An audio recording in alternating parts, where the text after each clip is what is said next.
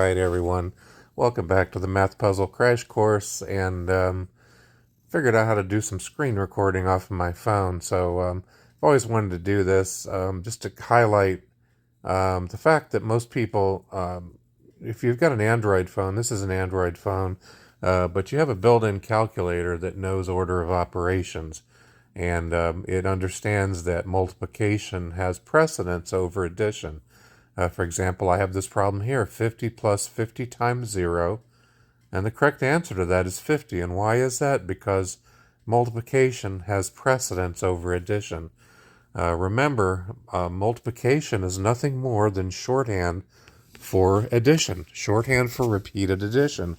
Would you rather add 50 zeros, or would you rather type, 50 times 0? So I would much rather write 50 times 0. But if, mixing multiplication and addition is confusing, you could write 50 plus and then add up 50 more zeros on the end of that. You're still going to get 50. You do not add 50 plus 50 and then multiply 100 by 0 and get 0. I see a lot of people answering 0 on these problems. You got to be careful what type of calculator you're using. I'm going to add another one up here. This is a pretty common viral problem that shows up a lot. It's 60 plus 60 times 0 plus 1. Again, the correct answer to this is 61. Why is that? Again, multiplication has precedence over addition. But the only thing that gets multiplied is the 60 times 0. It's 60 times 0 is 0. And then it's 60 plus 0 plus 1 equals 61. So you can see these calculators are handy. Now, cheap dollar store calculators, like the kind you might get at Dollar Tree, Dollar General, whatever, a lot of those do not have an internal memory that keeps track of order of operations. It doesn't mean you're correct when you enter this in and you get an answer of 1.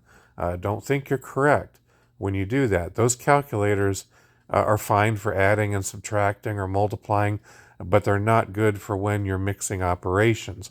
When you are using a calculator like that, you need to do the multiplication first on the calculator, or so a lot of those calculators have memory store and recall functions that you can use also. Basically, in very old calculators, that's how they worked. Old calculators used to not even be capable of entering an entire expression in like this. You need to be careful what type of calculator you're using. If you're using your cell phone calculator, a scientific calculator, those are already programmed for order of operations. Now, don't get the idea that there's two valid answers just because you're using your dollar store calculator and it told you the answer to this problem is 1. You'll run into the same problem on a Windows computer. A brand new Windows machine, I can have Windows 11. If I use the standard mode calculator on a Windows computer, it will give me an answer of 1 because what it's doing, and a lot of people don't know this, a lot of calculators operate in what's known as immediate execution mode. It immediately executes each operation as they're entered. Again, you got to be careful of that. If you switch that same calculator on your Windows computer over to scientific mode, you'll get the correct answer. In this case, you'd get 61. There's another number of other problems. I think there's 50 plus 10 times 0 plus 7 plus 2. This is another, wait, is that the right one that usually they add?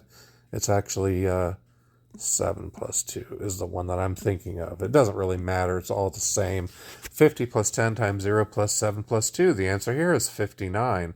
Again, I see a lot of people answering wrong on this and saying the answer is 59 because they're adding 50 plus 10 and getting 60. And then they're multiplying 60 but times 0. Then they're adding 7. And then they're adding plus 2. I've seen that happen a lot. That's a common wrong answer.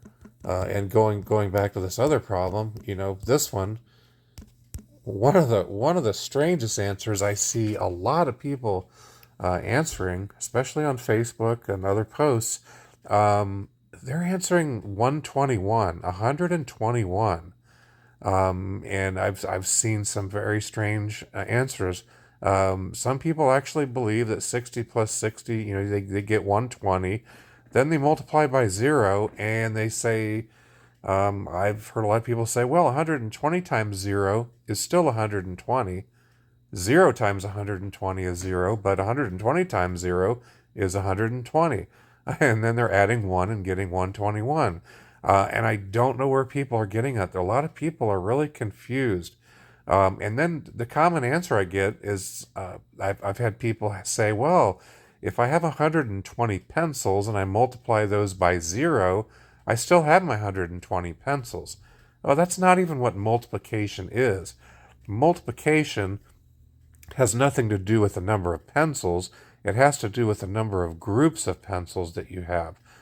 For example, if I have 15 pencils and I want to group them in 3 bags equally, what does that mean? 15 pencils grouped in 3 bags equally. Well, 3 times 5, 3 bags times 5 pencils would give me my 15 pencils. So that means I could have 3 bags with 5 pencils each, right? I still have my 15 pencils, and I have 3 bags of pencils. I have 3 bags of 5 pencils. 3 times 5, 15. Now, if I say, oh, okay, I have my 15 pencils, and I want to group them into 0 bags equally. What does that even mean? 0 bags? Well, if I don't have any bags, how many bags of pencils am I going to have? 0. Right? I can't even do that. 0 times a number is 0. 15 times 0 is 0. It's kind of like saying, if you're going to pay somebody $15 an hour and they work 0 hours, guess what? 15 times 0 is what? It's 0. They should get paid nothing, right? They get paid $15 an hour. 0 times 15 or 15 times 0, it doesn't matter. They're both equal to 0. It's the same thing. You can reverse the numbers in multiplication and still get the same answer. 3 times 5 is 15. 5 times 3 is also 15. It doesn't matter if you have a 0 in there. It's the same thing. 2 times 4 is 8. 4 times 2 is 8. So 3 times 0 is 0. 0 times 3 is 0.